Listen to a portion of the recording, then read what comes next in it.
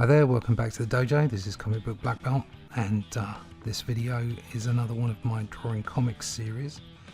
They started out as kind of like a tutorial stroke insight into the way that I draw, and I thought actually it would be better to retitle them just Drawing Comics, as I suggested. They're not all tutorials, they're not all insights, they're kind of an amalgam of the two, so I come up with the way that I do things which might be useful to other people, so other artists might consider them a tutorial, or it might just be that you're interested in the way that I put things together and how I cheat which is really what comic art is all about. It's about how to know when and the best way to cheat, because we're not drawing photorealistically.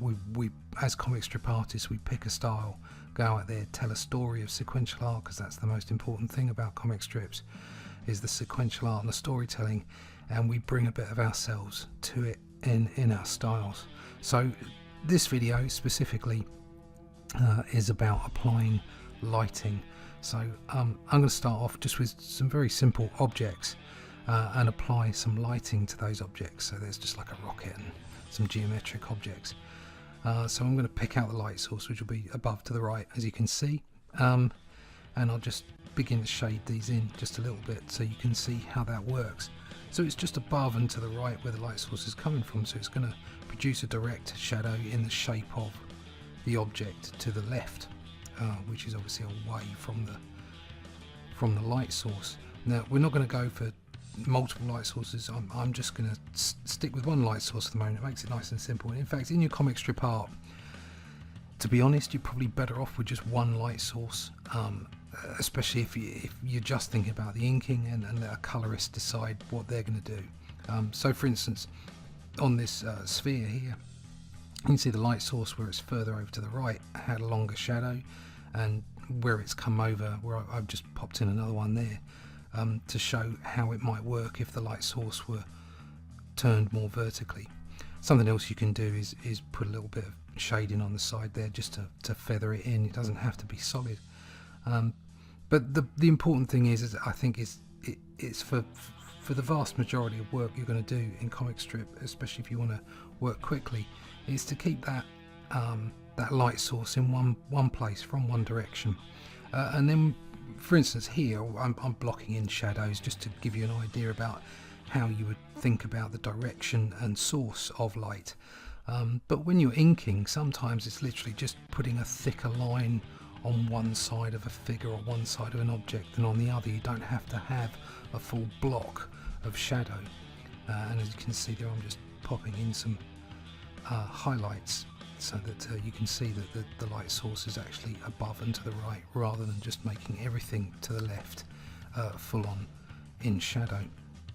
So there's a nice long shadow there of the rocket ship in the shape of the rocket ship, and you can see where I've got some of the lines, and again, as I did with the sphere, if your light source is directly from the top, then it would create a shadow underneath, but that is definitely from the right hand side there. I've got some simple faces here.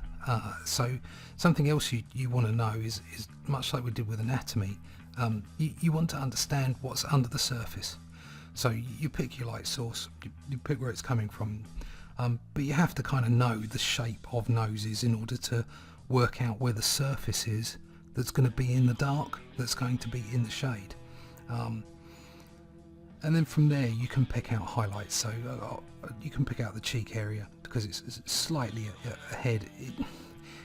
Again, you're cheating a little bit. It wouldn't necessarily pick out the light in the way that it does, but you're trying to pick out quite graphic, graphic as in strong lines and strong imagery. So that helps having that cheek area there. And then again, going over the cranium, over the top from the eye over to the back of the head, and then picking out some of the ear. So the top of the ear, you've got a little bit of highlight there, and then of course, because the shadow's coming from the left, you're going to have the shadow of the whole head going over that right hand shoulder. So there's going to be that quite a bit of it filled in, so as you can see there. So also picking out little individual bits where there's dips from the tendons into the neck and the muscles into the neck. So it just picks out that little bit. And then if we move on and go to a different light source, so we go from the right, say, it's not the exact opposite. That's not the way it's going to work. You've got to remember that, especially if you're going to be inking. So if you're painting full on, then to be perfectly honest, if you're a really good painter, you don't want to be watching what I'm doing anyway, because you're going to be bringing a certain kind of art form to your sequential art. When I start doing more comic drawing insights into how I produce sequential art, that might be something that you'd be interested in, is the pacing and dynamics of panel creation and what have you. But just from lighting, if you're a painter, then you're not going to need anything that I'm telling you at the moment. However, if you want to go a more traditional route where you lay down your pencils and then you put on hard inks, with a brush, you're going to need to be more graphic about it. So you might just pick out, as I was saying earlier, you might only pick out a line on the side of a face, a piece of anatomy, an object, rather than having big blocks of shadow in there. And that's why what I'm doing here would be more of use to you if you're thinking of inking in rather than painting. If you're painting or going for a photorealistic effect, then what I'm doing isn't going to be of much use. But what I'm doing here is with an understanding of the anatomy underneath the skin, as it were, and with an eye on creating a graphic look for a fast-paced comic strip flow, then I apply my shadow, and that's where you could then over the top of that ink, because you're not looking for the nuances, and what I was trying to say earlier is you're not looking for the nuances in the light, which is why you'd have larger areas of light and blockier areas of dark. And then of course, if you're going for a more traditional colour process over the top of all that, that's when you can put the nuances in for light and shadow. But purely from the line work perspective, you're going to want to make graphic shapes dependent on the understanding of the anatomy underneath the skin of the face, or the understanding of the geometry underneath the basics of, say, a car or a building or what have you, or whatever you're drawing. So as you can see, this one is where I've got the light coming up from below. And so obviously the top of the cheeks, over the top of the forehead, the top of the lip, and just the top of the bottom part of the chin, just underneath the bottom lip. That's where it's going to be that's where it's going to be dark,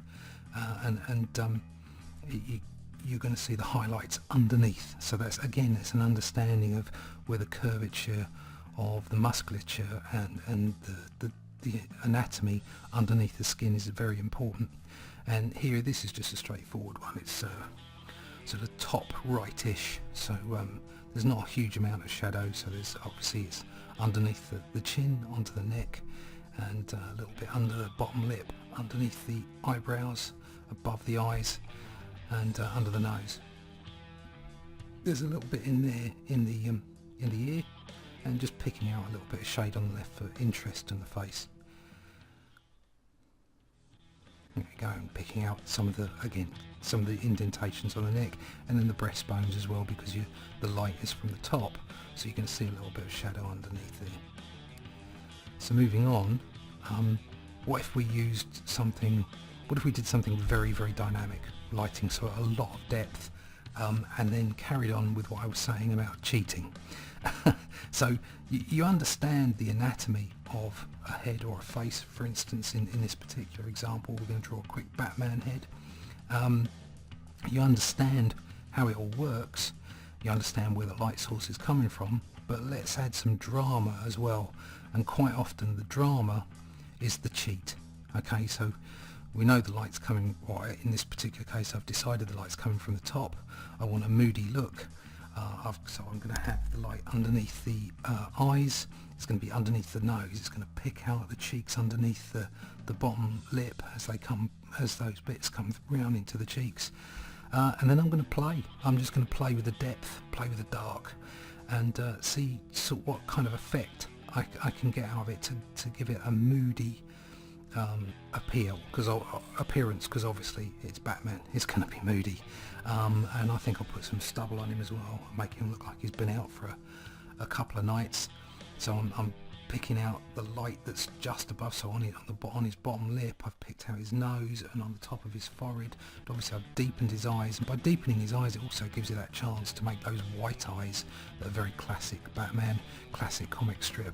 They don't make any sense because they should have irises in them and what have you, but it doesn't matter. It's the look, it's comic strip, it's fun, it's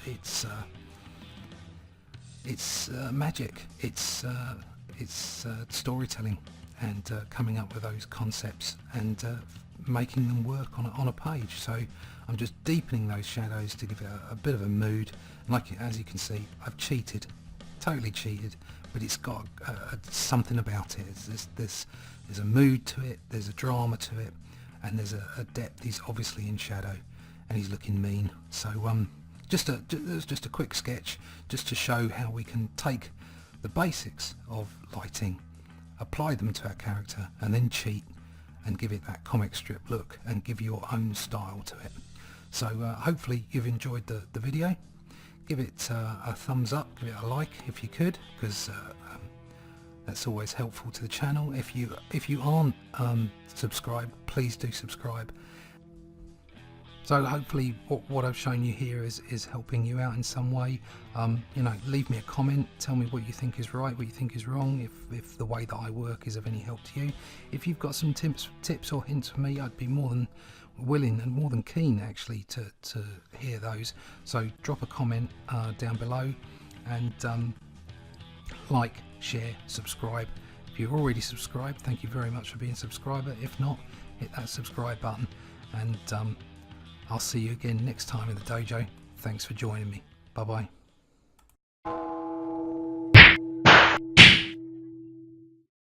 Thanks for watching Comic Book Black Belt. If you've enjoyed the content from this video, please like, share or subscribe, and come over and follow me on Twitter. It's been great having you in the dojo. See you again soon.